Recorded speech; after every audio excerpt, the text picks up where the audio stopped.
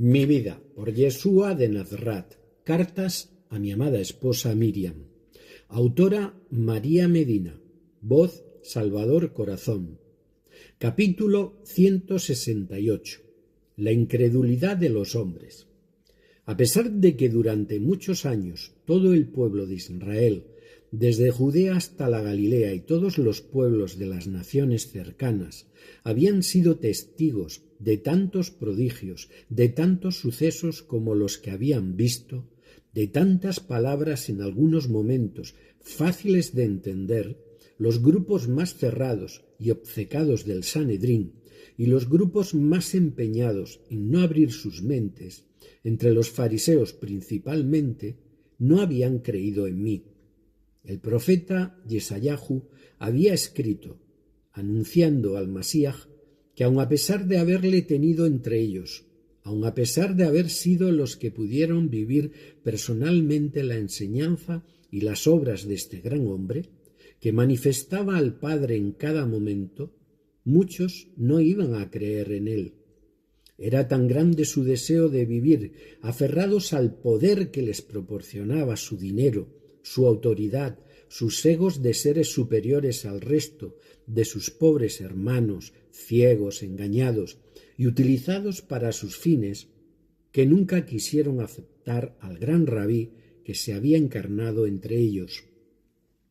Y por esto también el profeta anunció que estos hombres, arrastrando con ellos a muchos otros, iban a permanecer en la oscuridad.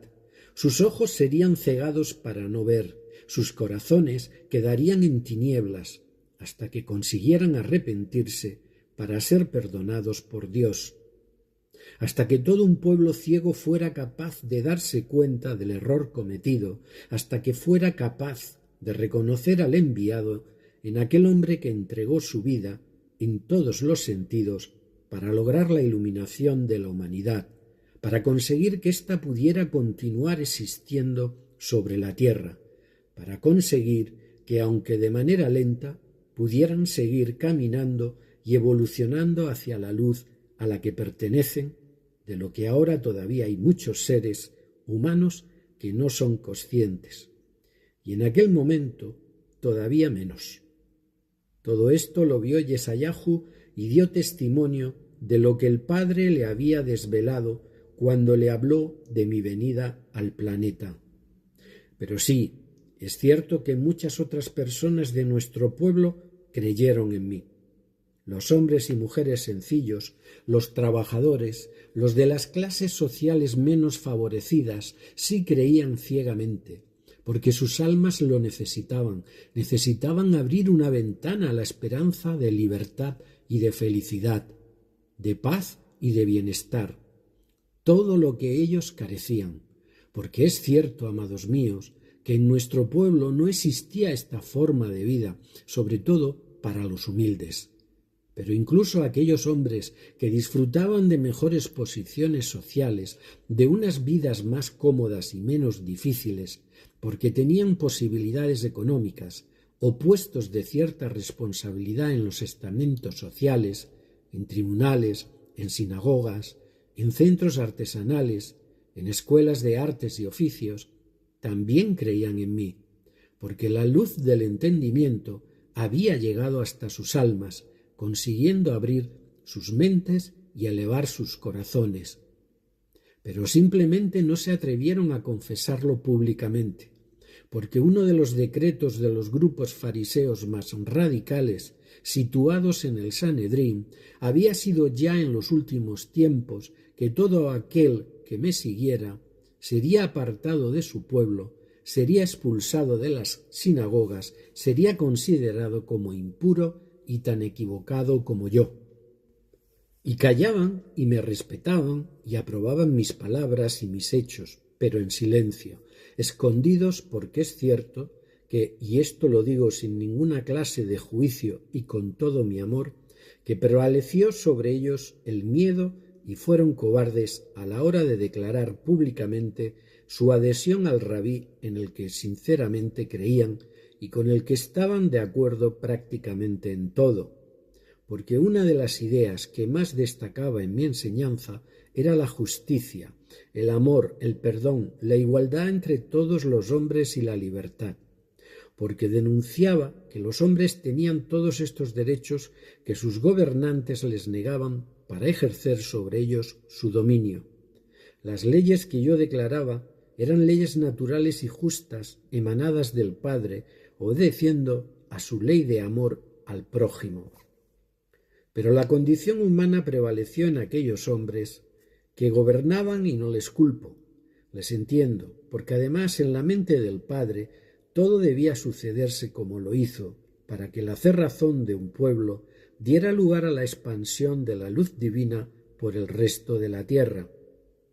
Por eso, uno de los días anteriores a la celebración de la Pesaj, hablando en uno de los patios del templo, dije: «El que cree en mí no cree en mí, sino en el que me ha enviado, y el que me ve ha visto al que me ha enviado. Yo, la luz, he venido al mundo para que todo aquel que crea en mí no permanezca en tinieblas. Y al que escucha mis palabras y no las guarda, yo no le condeno, porque no he venido para condenar al mundo, sino para salvarle. El que me rechaza y no recibe mis palabras, tiene quien lo condene. La palabra que yo he hablado, ella lo condenará en el día final, porque yo no he hablado por mi propia cuenta, sino que el Padre que me envió es quien me ha dado su mandato de lo que he de decir y de lo que he de hablar. Y sé que su mandamiento es vida eterna. De manera que lo que yo hablo, lo hablo conforme me lo ha dicho el Padre. Porque únicamente y durante toda mi vida hablé en el nombre del Padre, transmitiendo cada palabra y cada pensamiento tal como Él me indicaba. Así es, queridos míos, nunca les condené, porque mi misión no era esa, fue únicamente sembrar las verdades de las que debían ser conocedores. Yo les estaba mostrando la corrección necesaria de sus comportamientos, de sus pensamientos y de sus concepciones de la vida del hombre sobre la tierra. Les estaba mostrando las auténticas leyes universales que rigen a los hombres, aunque tuve que hacerlo a su nivel de entendimiento, no como hubiera podido hacerlo ahora. Les dije que el que me rechazara recibiría de forma natural las consecuencias de una negación a ver y a cambiar, de una negación a abrir sus mentes y a conocer mejor a Dios, porque todo iba a ser la consecuencia de una ley de causa y efecto ineludible, leyes que conforman toda una estructura del universo. El que adoptara estas posturas iba a recibir por sí sólo su efecto, permanecer en la oscuridad, en el dolor, en las enfermedades y en la tristeza. Y como os digo, hubo muchos hombres que, aun perteneciendo a los sacerdotes, fariseos, gobernantes y comerciantes acaudalados, sí abrieron sus mentes para recibir la luz. Y todos ellos, después de nuestra marcha, comenzaron guardando esta verdad en sus corazones, vivieron con ella y se fueron atreviendo con el tiempo a declararse nazarenos, como se comenzó a llamar desde el primer momento a las personas que, siendo judías, me aceptaron como Masías.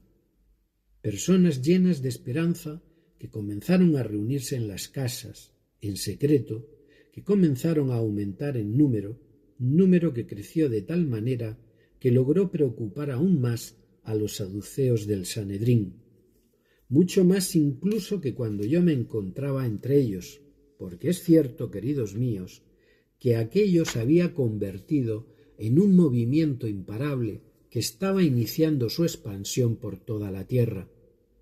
Y los que se habían ocultado salieron a la luz, y los que habían callado hablaron, y los que, aun creyendo en mí, no lo habían declarado, comenzaron a hacerlo.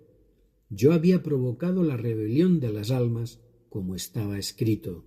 Esa fue mi gran batalla, ese fue mi gran triunfo, aunque muchos habían entendido este triunfo y esta liberación de otra manera.